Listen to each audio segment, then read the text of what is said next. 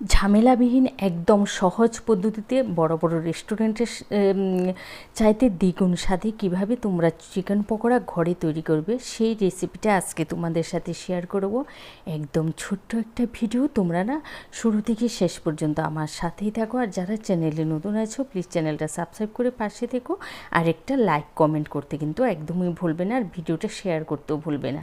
তো আমি না চিকেনের লেগ পিসগুলোকে পরিষ্কার করে ধুয়ে কেটে দিয়েছি, মাঝখান থেকে চিড়ে চিড়ে দিয়েছি যাতে মশলাগুলো ভেতরে ভালোভাবে ঢুকে যায়। তারপরে দিয়েছি স্বাদ মতো নুন, 1 চা চামচ ধনের গুঁড়াটা এখানে দেবে, কিন্তু জিরার গুঁড়া দেবে না। জিরার গুঁড়া দিলে না ওই কেএফসির যে স্বাদটা সেটা কিন্তু ব্যালেন্স হবে না। তারপরে দিয়েছি তোমার হলুদের গুঁড়া, ঝাল লঙ্কার গুঁড়া, গোলমরিচের গুঁড়া, আদা বাটা, রসুন বাটা। আমি না পরিমাণগুলো লিখে দিয়েছি এই স্ক্রিনের মধ্যে। এখানে দিয়েছি সয়া সস আমি দিয়েছি ওই ধরে 1 চামচের ওই একটু কম। তারপরে 1.5 চা চামচ দিয়েছি এখানে টমেটো সসটা কিন্তু কিছুতেই স্কিপ করবে না। তারপরে হাতের ছোঁয়ায় ভালোবেসে এগুলোকে আমি মেখে নেব, একদম হাত দিয়ে সুন্দর করে মেখে নেবে। তারপরে আমি 30 মিনিটের জন্য রেস্টে রেখে দেবো। 30 মিনিট পর ফিরে এসেছি, একটা এবার ব্যাটার তৈরি করব। দিয়েছি 1 কাপ ময়দা, 1/2 কাপ কর্নফ্লাওয়ার, স্বাদ মতো দিয়েছি নুন। এই ব্যাটারে না নুনের পরিমাণটা একটু কম দেবে। তারপরে দিয়েছি ঝাল লঙ্কার গুঁড়া, হলুদের গুঁড়া, আর দিয়েছিলাম আমি গোলমরিচ গুঁড়া। এবার সমস্ত উপকরণগুলোকে, শুকনো উপকরণগুলো একটু মিশিয়ে তারপরে অল্প অল্প জল দিয়ে না ব্যাটারটা তৈরি করে নেব। তো ব্যাটারটা একটু ঘন হবে, আর খেয়াল করবে যেন কোনো লাম্পস না থাকে। এবার ওই যে চিকেনের লেগ পিসগুলো ব্যাটারে ডুবিয়ে তারপরে ময়দায় আমি কোট করে নেব। ময়দা না একটু আলতো হাতে চেপে চেপে কোট করবে, তাহলে দেখবে অনেকগুলো লেয়ার তৈরি হয়ে আসবে, যেটা কেএফসিতে হয়। তো এভাবে আমি দেখো 2টো চিকেনের লেগ পিস কোট করে নিয়েছি।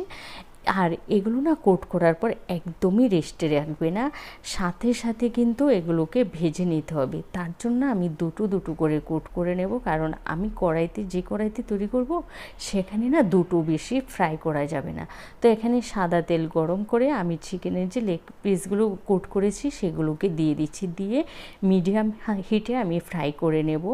যখন এক পাশ গোল্ডেন কালার হয়ে আসবে তখন উল্টে দেব, সাথে সাথে উল্টাতে যাবে না, তাহলে এই যে লেয়ারগুলো কিন্তু ভেঙে যাবে।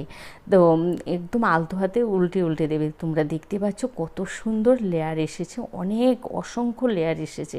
তো আরও যে 2 পিস ছিল সেগুলোকে কোট করে তারপরে আবারও ভালো করে আলতো হাতে নেড়ে চেড়ে ভেজে নেব। তো দেখো এভাবে আমার সমস্ত চিকেনগুলো ভাজা হয়ে গেছে।